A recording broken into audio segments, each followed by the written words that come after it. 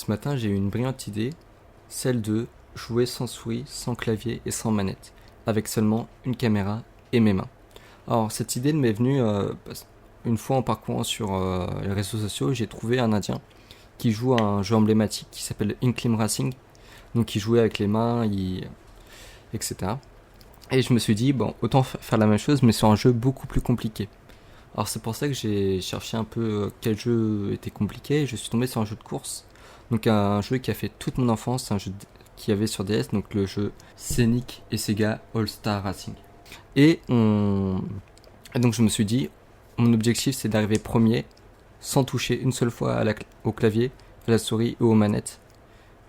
Alors, comme c'est des nouvelles mécaniques, il fallait que je m'habitue, parce que c'est pas le ZQS2 classique qu'on joue sur clavier souris ou le joystick et la manette. C'est un tout nouveau concept, c'était relâcher le point et presser le point pour faire avancer ou tourner à gauche ou à droite, etc. Donc c'est des nouvelles mécaniques assez compliquées à mettre en main et assez aussi compliquées à comprendre d'un point de vue logique, parce que par exemple quand je veux tourner à gauche il faut que je montre deux doigts, ou pour tourner à droite il faut que je montre toute ma paume de main. C'est assez compliqué à mettre la logique en place. Donc malgré tout j'ai réussi et j'en suis plutôt fier. Alors sur un point de vue un peu plus technique, j'ai fait ce script en Python en utilisant MediaPipe. Donc MediaPipe c'est une librairie de Google permettant de faire de la... C'est une intelligence artificielle permettant de reconnaître des mains, des doigts, etc.